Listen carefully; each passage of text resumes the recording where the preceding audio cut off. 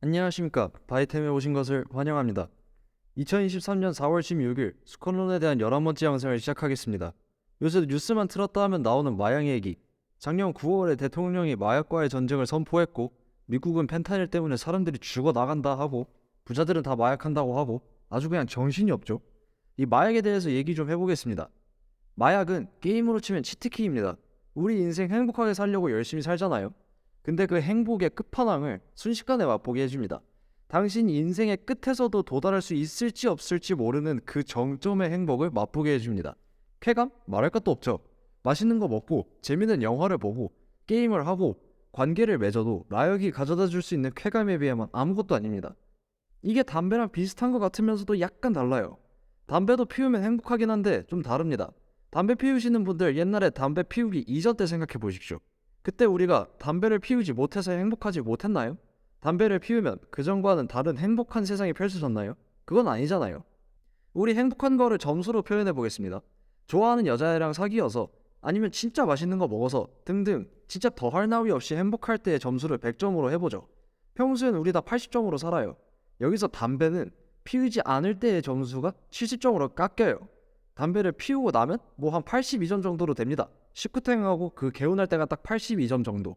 비흡연자랑 흡연자 비교하면 이런 그래프처럼 나오겠죠. 근데 담배를 피워도 저 행복 점수 최대 100점은 변하지 않습니다. 진짜 행복할 때 뭐 수능에서 5개 찍었는데 그게 다 맞아서 서울대 의대를 갈 수 있는 상황이 됐다고 해봅시다. 수능 성적표 받는 순간 진짜 우리 행복 점수 바로 100점 되겠죠. 근데 여기서 담배를 피운다고 점수가 막 105점, 110점으로 올라가진 않잖아요. 그냥 행복 점수는 그대로 100점이고 담배를 피우는 것뿐이죠. 담배를 피워서 더 행복해지진 않아요. 마약은 다릅니다. 점수 최대치가 바뀝니다. 내가 평소에 무슨 짓을 해도 내 최대 행복 점수는 100점인데 마약은 이 기본 점수 체계를 부숩니다. 진짜 로또 당첨되고 길 가다가 1000억 죽고 해도 어차피 내 점수는 최대 100점이었는데 마약 빠는 순간 그냥 150점, 200점으로 행복 점수가 올라가요. 이게 마약입니다. 갖은 노력을 해서 행복 점수 100점 만드는 게 보통 사람들의 목표인데 이 기본 점수 체계를 부숴요.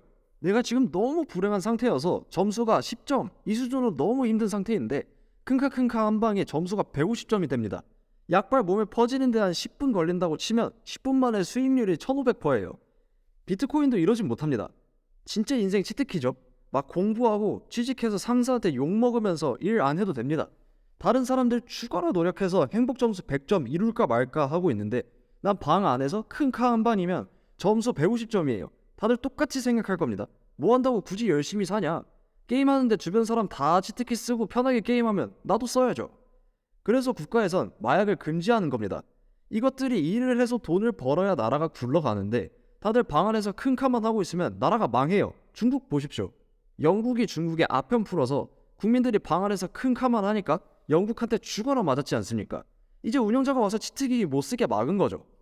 일도 열심히 하고 집에 와서 큰 카 하면 괜찮을 것 같죠? 그러는 사람들도 있긴 할 겁니다. 근데 이렇게 생각해보죠. 출근해서 12시간 고통받고 행복 점수 50점으로 살다가 집 가서 큰 카 딱 하면 괜찮을 것 같아요? 저 같으면 그냥 하루 종일 큰 카 하고 행복 점수 150점으로 살 겁니다. 그럼 돈은 어떻게 버냐고요? 집값도 내야 하고 밥도 먹어야 하고 마약도 더 사야 하잖아요. 뻔하죠. 마약 복용률이 높으면 범죄율이 올라가는 데에는 이유가 있습니다. 그래서 결국 마약은 불법으로 할 수밖에 없습니다. 그럼 이걸 왜 하냐? 음주운전처럼 의식 중에 하게 되는 것도 아니에요. 팬이 줘서 담배인 줄 알고 빠르는데 대마였다 같은 말 같지도 않은 경우가 아니면 약을 안전하게 구하고 그게 무슨 약인지 알고 어떻게 큰 카 하는 건지 알고 아주 열심히 해야 돼요. 법을 어기기 위해서 아주 노력해야 하는데 굳이 이렇게 힘들게 하는 이유는 뭘까요? 담배랑 비슷합니다. 맨 처음에 호기심이나 가오 때문에 한번 입에 대보고 나중에 또 생각나는 거죠. 한계 효용의 법칙이라고 아무리 맛있는 것도 계속 먹으면 어느 순간부터는 행복하지 않습니다. 우리가 돈 많이 벌고 얼굴도 차오느라 아무 여자나 다 꼬실 수 있어 봐요. 어느 순간 되면 더 이상 연애도 재미없고 노는 것도 재미없는 시점이 올 겁니다. 옛날엔 햄버거만 먹어도 행복 점수 100점 받을 수 있었는데 이젠 하도 맛있는 것도 많이 먹어서 행복 점수 90점 가기도 힘들어요. 그럼 그때 마약이 생각나겠죠. 그래서 돈 많은 사람들이 마약하다가 걸리고 그러는 겁니다. 저번 영상에서 말했죠. 이 세상에 절대란 없다고. 난 절대 마약 같은 거 안 할 거야 같이 대충 생각하면 나중에 어느 정도 성공해서 슬슬 주변이 질릴 때 마침 호기심도 들고 가오도 챙기고 싶을 때 당신은 마약을 하게 될 겁니다. 그래서 전 차라리 마약을 해보는 것도 나쁘지 않다고 생각합니다. 이 말만 듣고 무턱대고 마약사로 태국으로 날아가진 마십시오. 다음 영상까지 보고 가세요. 그럼 다음 영상에서는 마약에 대한 좀 더 깊은 얘기로 찾아뵙겠습니다. 2023년 4월 19일 다음 영상으로 찾아뵙겠습니다. 감사합니다. 바이템이었습니다.